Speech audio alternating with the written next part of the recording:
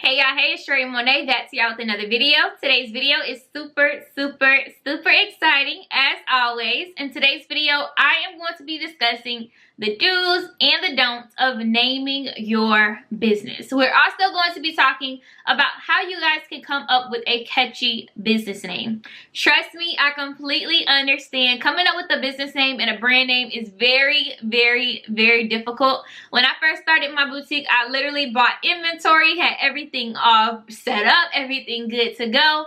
Only thing is I didn't have my business name, so my legal documents and all of that good stuff was kind of put out on the back burner a little bit. But I am here today to tell you guys the do's and the don'ts of starting your business and creating your business name, you guys. So I am super excited to dive right on in, but before I do, make sure you give this video a big thumbs up. So let's go ahead and dive right on in. The do's and the don'ts of coming up with a catchy business name.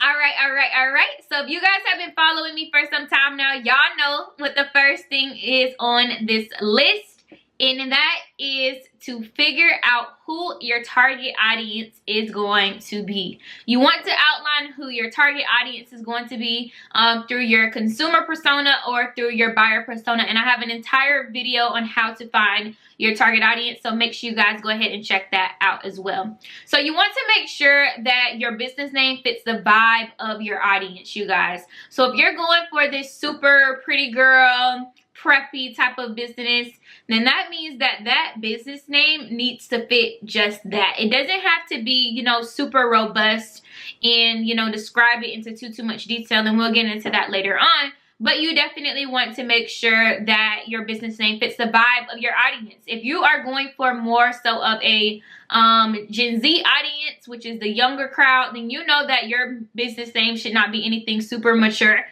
You definitely want to make sure that it is something that they can relate to as far as age, as far as gender, those different things like that as well. So you want to make sure that you outline your target audience first, so that way you can make sure that your brand name kind of fits within that target audience room. Next thing is you guys want to make sure that you are brainstorming any words or any phrases that align with your brand as a whole. So you want to make sure that you're creating a list of different words and key phrases that come to mind when you think about your business and when you think about your overall target audience. So you want to make sure that these words are catchy, that these words are easy to remember, you guys, as well. So you want to brainstorm any words that coincide with your target audience, any words that coincide with your overall business model that you might want to go ahead and do as well.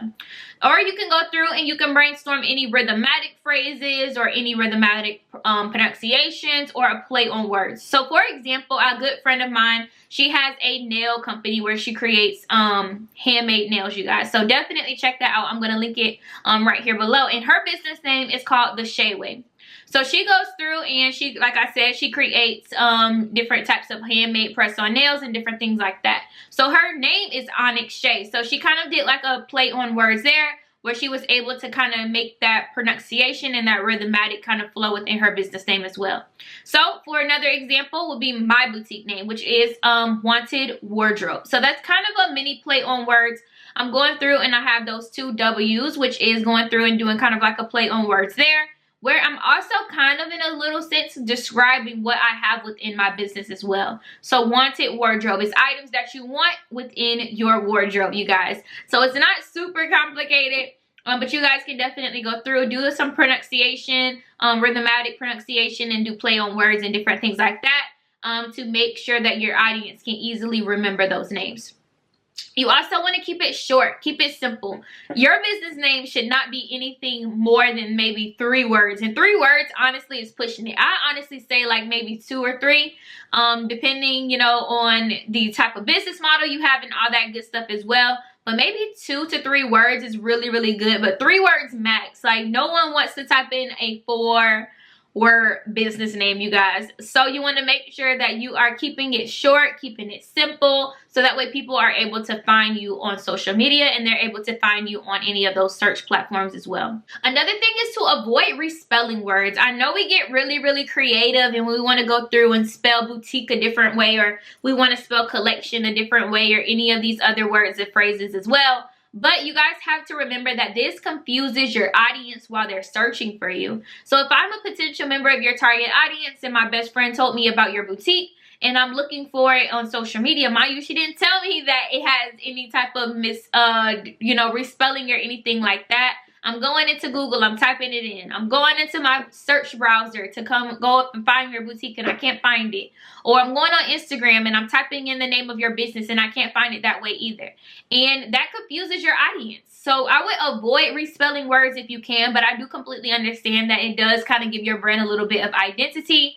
It kind of just makes your brand kind of stand out a little bit when words are spelled a little differently. So I know people, let's say, for example, if you have a boutique and you want to name it Kylie's Collection, you might want to go through and do like K for Kylie and then K for Collection instead of using the C. Or I've seen a ton of different boutiques, go through and respell the word boutique in like a different, unique way as well. But it does confuse your target audience when they are going through and they are trying to find you on social media or going through and trying to find your name as well, you guys. So you definitely want to do that as well there too. Next thing is to focus on naming your business and not necessarily overly describing it within your business name. So this is going to give your business potential room to grow. So for example, if you wanted to go through and name your business Cute and Comfort Collection, as though that's a cute business name, you're kind of limiting yourself in your growth of your business, because you're only going to be able to sell cute and comfortable clothing. You're not going to be able to really venture out into those other things as well, because you're describing your brand model, you're describing your brand too much within your business name as well. So my boutique name is Wanted Wardrobe. Your wardrobe literally could be anything, and that's the reason I named it that, because it gives me a lot more free will, empowered to go through and make any changes that I want to make in the future. So if I wanted to just do shoes, your shoes are still a part of your wardrobe. If I wanted to do just accessories, your accessories are still a part of your wardrobe. Clothing, your clothing obviously is a part of your wardrobe as well. So you want to make sure that your brand name isn't overly describing what you have within your business, but it's not under describing it either, where it kind of isn't telling a story. So you want to make sure that your brand name is telling a story, but you also leave enough room for your business to grow. Another thing is, while you're in this brainstorming, session within yourself, going through and writing down those key phrases and those key words and all that great stuff as well, you want to remove anything that's not easy to remember. The best brand names are things that are easy to remember. And you want to make sure that it's not too hard to spell. We just talked about that as well. And you also want to make sure it doesn't sound weird either. So you want to make sure that those names are easy to remember. You also want to remove any names that sound too similar to any competitors' names as well. So I would definitely remove those too. Next thing is, do not stress too hard when it comes to finding a brand name. Literally, I was stressing so hard because I was ready to launch my business. And I'm like, dang, this is setting me, back. I can't believe a business name is what's setting me back. I had everything together. But you want to make sure that you give yourself time to really just brainstorm. The best business names come to you organically when you aren't sitting there and you aren't pondering on it and thinking on it and all that great stuff as well.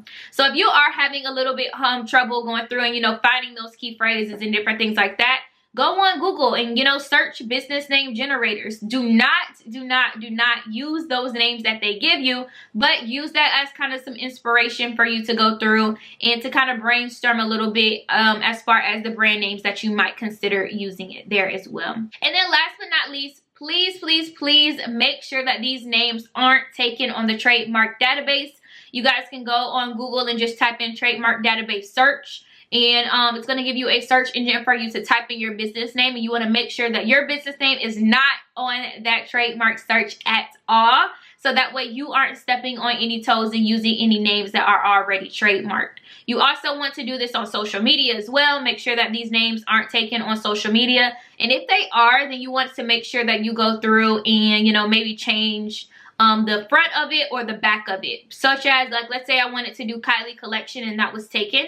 I could go through and maybe do @shop Kylie Collection, or I can do @Kylie Collection Boutique or something like that to make sure that I can go through and I can secure that business name. Please avoid any underscores, any periods within your business names as well. That is very confusing for your audience too. So you want to make sure it's clean, it's clear, it's concise, it's simple, and it's easy for your customers to go through and find you. So I really hope that this video was helpful when it comes to the do's and the don'ts of finding a catchy business name, you guys. I completely understand it is difficult, but hopefully these tips and tricks helped you guys out. So thank you guys so much for watching. I'll see you guys in the next video. Peace.